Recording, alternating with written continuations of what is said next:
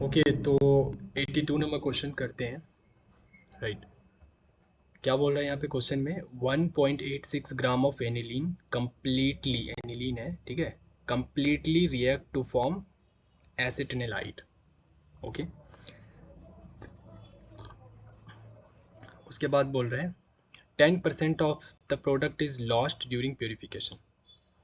10% of the product मतलब product जितना बन रहा है ना, उसका 10% जो है वो लॉस हो गया।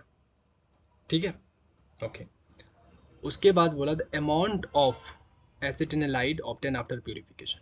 देखो, अमाउंट का मतलब क्या, मैंने बहुत पिछले क्वेश्चन में बहुत बार मेंशन कर रखा है। अमाउंट मतलब वो वेट की बात कर रहे हैं। वेट मतलब वो कौन सा वेट पूछ सकते हैं बताओ? वो मॉलिकुलर वेट तो पूछेगा नहीं। मॉलिकुलर वेट तो कोई भी निकाल लेगा, बच्चा बच्चा निकाल लेगा। इसका मॉलिकुलर वेट कितना होगा बताओ, तो कैलकुलेट करके निकाल लेगा। 6 कार्बन है, 1 कार्बन का 12 होता है बर्चक, 72 प्लस इस तरीके से सबका कैलकुलेट करके निकाल लेगा। ये पूछेगा कौन सा वेट पूछ रहा है, कॉमन सेंस की बात है, गिवन वेट ही पूछेगा। ठीक है, यस। तो ये हो गया क्लियर। किसका पूछ रहे? एसिटिनलाइट का। ठीक है, तो ये क्या था, मेरा एनिलीन है, वो रिएक्शन कम करके एसिटिनलाइट बनाता है। ठीक है, और 10% लॉस हो जाता है एसिटिनलाइट। तो बताओ कि अब कितना बच गया हमारे पास? 10% लॉस हो गया, तो अब कितना बच रहा है हमारे पास? ठीक है ना, और क्या निकालना है? हमें अमाउंट निकालना है, मतलब वेट ही निकालना है, गिवन वेट। अब देखो एक चीज़ कि ये क्वेश्चन अगर एग्ज़ाम में करते, तो अगर तुम्हें एनिलीन का फॉर्मूला नहीं पता तो क्वेश्चन नहीं कर पाओगे, एसिटिनलाइट का फॉर्मूला नहीं पता तो क्वेश्चन नहीं कर पाओगे। ठीक है, ये सब स्टैंडर्ड कंपाउंड कह सकते हो फॉर्मूला। अब दूसरी बात है कि अगर तुम डायरेक्ट एनिलीन का याद रख लो तो ही कर सकते हो, लेकिन ऐसे बहुत सारे हैं जिसका मॉलिक्यूलर वेट याद रखना लाइक काइंड ऑफ मतलब वो नहीं, इम्पॉसिबल है। तो हम यहाँ पे फॉर्मूला ही याद रखना होगा, that is the best option. So देखो, ये एनिलीन होता है, ठीक है, मैं यहाँ पे लिख रहा हूँ ये एनिलीन का फॉर्मूला है, ठीक है। इसका मॉलिक्यूलर वेट 93 होता है, कैलकुलेट करके भी देख सकते हो, 93। दूसरा होता है ये मेरा एसिटिनिलाइड, ठीक है ना, यहाँ पे C6H5NH, C double bond OCH3 हो गया एसिटिनिलाइड। ठीक है, इसका मॉलिक्यूलर वेट होता है 135। ओके, अब देखो इसका गिवन वेट दे रखा है और इसका पूछ लिया इसने।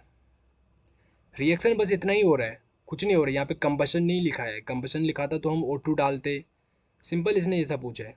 ठीक है, तो देखो इसका भी कोफिशिएंट 1, इसका भी कोफिशिएंट 1, तो इसका गिवन वेट पूछा है। गिवन वेट के लिए क्या चाहिए होता है?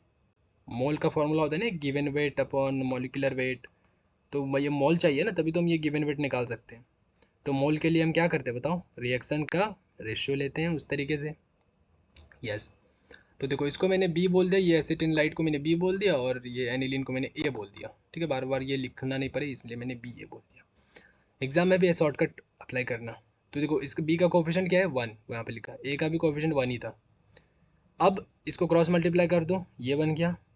इसको ओपन कर लो, क्योंकि ए का तो मुझे डाटा दिया हुआ है, गिवन वेट भी दिया है, मॉलिकुलर वेट भी दिया है। गिवन वेट इतना हो गया, मॉलिकुलर वेट इतना हो गया, तो इसका मोल भी निकल गया ये। ठीक है, यस, तो इतना मोल आ गया हमारा, मोल ऑफ बी। अब क्या करो, इसके फॉर्मूले को खोलोगे ना, इसको तो ओपन करोगे। तो मैंने यही चीज़ ओपन किया यहाँ पे। ठीक है, क्योंकि गिवन वेट निकालना है, हमें मोल निकाल के नहीं रुक जाना है, मुझे तो गिवन वेट चाहिए। तो फिर से मैंने इस फॉर्मूला को एक्सपेंड कर दिया। तो given weight of B upon molecular weight of B, तो ये मॉलिकुलर वेट तो पता ही है, ये तो बच्चे बच्चे को पता है। ठीक है, पहले दूसरे बच्चा भी निकाल सकता है, तो इसको मैंने इधर क्रॉस कर दिया इसको, और गिवन वेट हमारा ये देखो ये आ गया। तो इसको किया तो मेरा इतना आ गया 2.70 ग्राम। अब यहाँ पे देखो, अभी क्वेश्चन ख़त्म नहीं हुई है। इसने क्या बोला कि 10% जो है ना वो क्या हो गया? लॉस हो गया। इसका 10%, हाँ, इसका जो 10% है वो लॉस हो गया। तो इसने मुझे ये नहीं पूछा है कि 10% जो लॉस हुआ वो निकाल के हमें बताओ, नहीं, इसने बोला कि हमारा 10% लॉस हो गया। ठीक है, तो अमाउंट ऑफ एसिटिनिलाइड आफ्टर प्यूरिफिकेशन, मतलब प्यूरिफिकेशन में, ड्यूरिंग प्यूरिफिकेशन हमारा 10% जो है वो लॉस हो गया। ठीक है, ड्यूरिंग प्यूरिफिकेशन, जब हम प्यूरिफिकेशन कर रहे थे। अब जब हमने कर लिया तो ये पूछा है आफ्टर प्यूरिफिकेशन अमाउंट बताओ कितना होगा एसिटिनिलाइड का। मतलब वो 90% बताओ क्या होगा। समझ आया? यस, ये कहानी है। इसलिए हम 2.70 का हम 90% निकालेंगे। समझ रहे हो? यस, तो हम 90% निकालेंगे क्योंकि हमारे पास कितना बचा, टोटल ये था। ठीक है, अब इस टोटल में से ना 10% हमें क्या करना है, माइनस करना है। 10% क्या करना है, माइनस करना है। ठीक है, तो हम बोल रहे हैं कि ठीक है 10% माइनस करना है ना, तो हमारे पास कितना रहेगा, 90% ही रहेगा ना हमारे पास। यस, तो 90% हम निकाल लेते हैं। समझ आया? This is very easy. हाँ, देखो सिंपल बोल रहा है कि इतने में से ना 10% लॉस हो गया। ठीक है, तो मैं बोल रहा हूँ कि ठीक है लॉस हो गया, तो मेरे पास जो अभी बचा होगा, कितना बचा होगा, 90% बचा होगा मेरे पास। हाँ, तो हम क्या करते हैं कि इसका 90% निकाल लेते हैं ना, बात बराबर है। यस, तो 90% निकाल लेंगे। तो क्या होता है 90% में, 90 यहाँ पे रखा, डिवाइडेड बाई 100 किया, ये चीज़ है, कैलकुलेट करोगे 2.43 आएगा। क्या हम ये आंसर लिख सकते हैं? नहीं, डेसिमल वाला आंसर नहीं होता है जब भी हम इंटीजर टाइप का क्वेश्चन आता है। तो यहाँ पे देखो 10⁻⁻², और इसके बाद यहाँ पे कुछ कुछ है। तो 10⁻⁻² में इसको कैसे कन्वर्ट करेंगे, इसमें मुझे कहीं भी एक्स्ट्रा कुछ लगाने की ज़रूरत नहीं है। सिंपल, ये डेसिमल है, ये डेसिमल उड़ाओ और नीचे 2 जीरो आ जाएगा क्योंकि 2 डिजिट है यहाँ पे। तो 243 और क्या हो गया, ये नीचे है ना, इसको ऊपर करेंगे। इस चीज़ को कैसे लिख सकते हैं हम, 10⁻² भी लिख सकते हैं, और इस चीज़ को ऊपर करोगे तो क्या होगा, इंटू 10⁻⁻² हो गया। ये आ गया पूरा इंटीजर में 243। तो आंसर पुट कर देना है यहाँ पे 243 और सबमिट कर देना है एग्ज़ाम में। ठीक है, ये क्वेश्चन तो नहीं आएगा एग्ज़ाम में, लेकिन हाँ ये पक्का है कि इसी टाइप का क्वेश्चन आता है। ठीक है, ये क्वेश्चन रिपीट नहीं होगा एग्जैक्टली।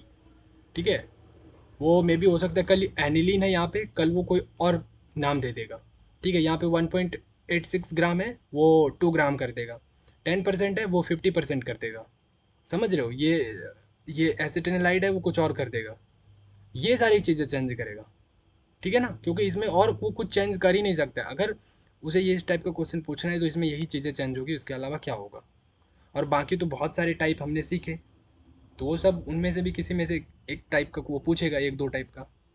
ठीक है, तो हमें बस रिवाइज करते रहना, हो जाएगा सारी चीज़ें। ओके, चलो इसको स्टॉप करते हैं, फिर नेक्स्ट क्वेश्चन सॉल्व करेंगे।